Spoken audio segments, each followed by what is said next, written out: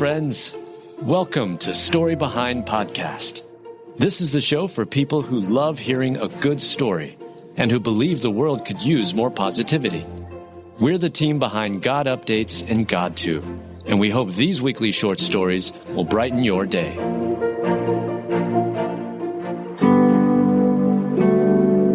Autistic 8-year-old boy goes missing, found by water thanks to quick response. Written by Hallie Wells, read by Julie Provost. Few things are as terrifying as a lost child, and one mother experienced that fear when her autistic son went missing on a cold Maryland evening. Fatima Zain called 911 when her 8-year-old son wandered from their Upper Marlboro home around 11 p.m. on April 12th. Fatima's son, Nadim Kadon, is diagnosed with autism and is nonverbal, and the temperature that night was about 40 degrees. When the Prince George County Police Department received the report, 2 Special Operations Division K-9 officers responded. Corporals Mason and Carter began canvassing the area around the child's home and requested help from the department's Aviation Division. The police department dispatched their helicopter called Guardian and piloted by Mr. Kozer to search from the sky. On board Guardian, Tactical Flight Officer Corporal Elrod utilized infrared cameras to search for Nadim. After scouring the area for several minutes, he spotted a person at the edge of the lake. Thankfully, it was Fatima's little boy.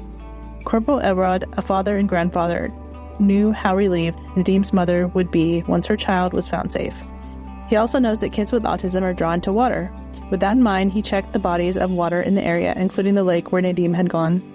Providing directions to Corporal Mason on the ground, Corporal Elrod guided Corporal Mason to the boy.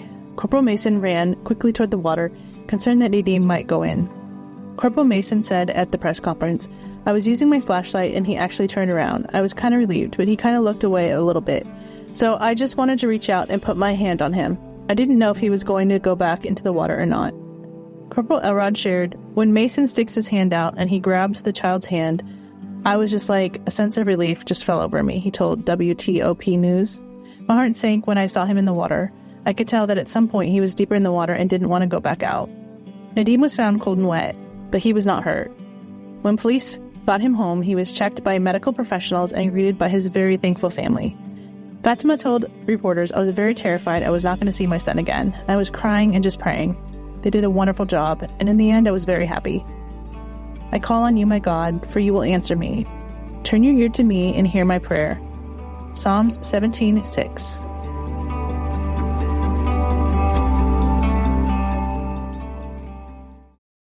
For some of us, personal finances aren't just personal. They include loved ones, neighbors, the communities we call home, and the causes we hold in our hearts. At Thrivent, planning your finances is bigger than just money.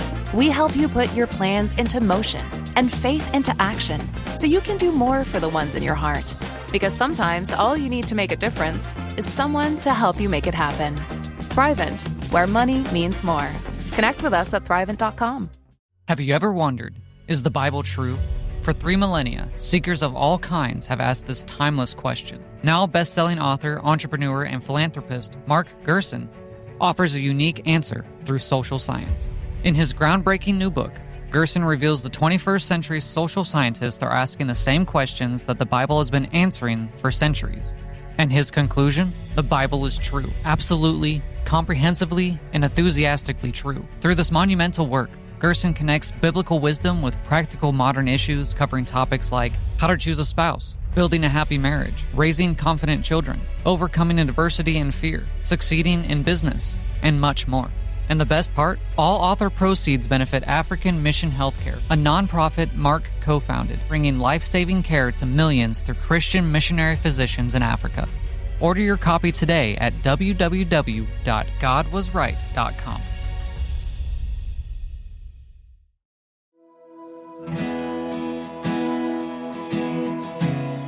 Grieving son finds kindness when trying to print a photo of his mother who just passed away. Written by Julie Provost, read by Julie Provost.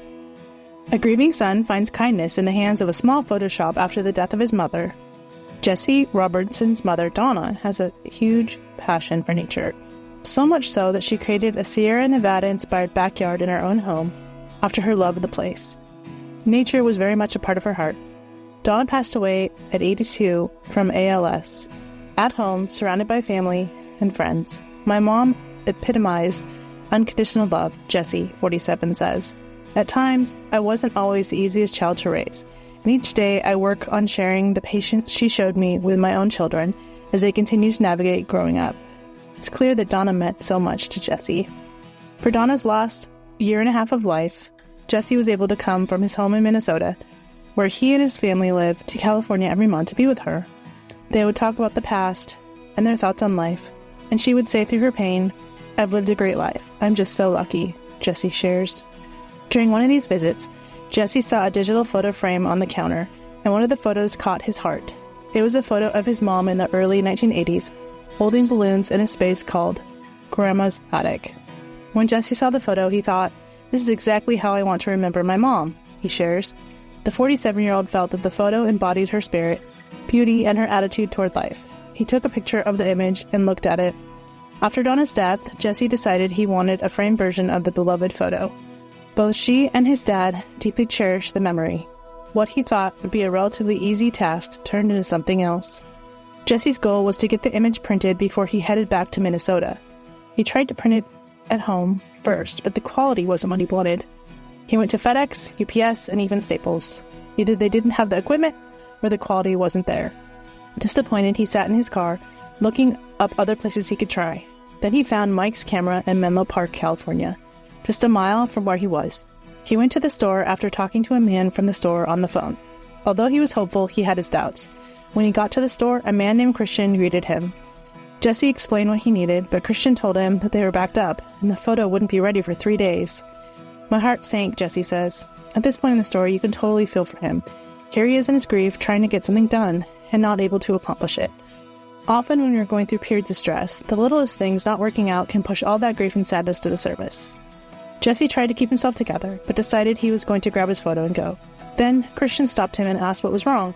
Jessie told him the whole story through tears. "As I kept talking, I could see his eyes welling with tears too," Jessie says. Christian ended up giving him a hug, telling him to hold on, and walking back to the printers. The team at the photo shop dropped everything to help print out the photo for Jessie. They knew how much he really needed that. It took 30 minutes instead of 3 days, and he framed it right there on the counter. Once he got back home, he put it up in his living room to look at every day. Jessie shares his story on TikTok, allowing others to hear about the kindness of others through a photo store. What Mike's Camera offered Jessie was just a little bit of the kindness of heaven, and something he will never forget. So then, as we have opportunity, let us do good to everyone, and especially to those who are of the household of faith. Galatians 6:10.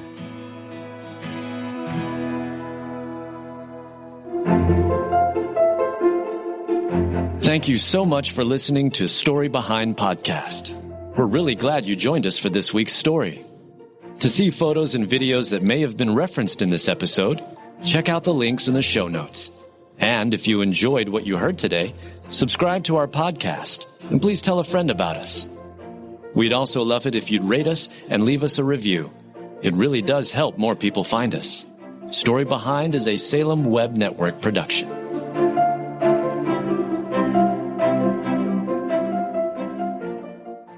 What if your next chapter is your best one yet? Hi, I'm Monica, host of Hope for the Journey, the podcast for women over 40 who are ready to rise, rebuild, and reclaim their story. Each week, you'll hear powerful comeback stories from women who've walked through the fire and come out stronger. If you're navigating change or dreaming about what's next, you're not alone.